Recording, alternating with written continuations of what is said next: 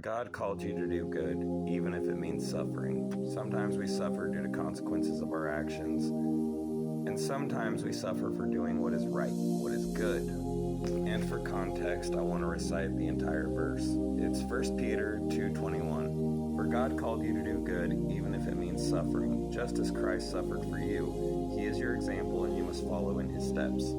I struggle with depression most days, and it's an uphill battle. Today is a not so good day, but I have to remember that even when I don't feel like doing good, when I don't feel like putting myself out there and trying to walk with Christ and being Christ-like, for God called you to do good, even if it means suffering. Doesn't mean you'll always suffer for doing good, or that God wants you to suffer.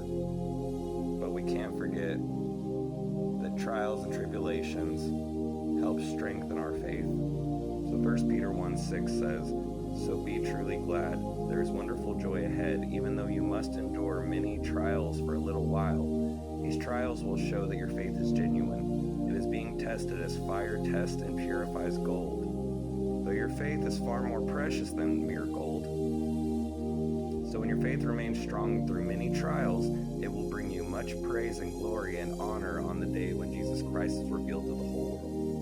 It also says in 1 Peter 3:14, "But even if you suffer for doing what is right, God will reward you for it." So just remember, your purpose is to do good. Like Jesus says in the gospel, be the light that fills the room. So my reminder for you today, that even when it's hard to get out of bed, or call your family and check up on them, to say a kind word to somebody, for God called you to do good, even if it's while you're suffering, even if it means suffering.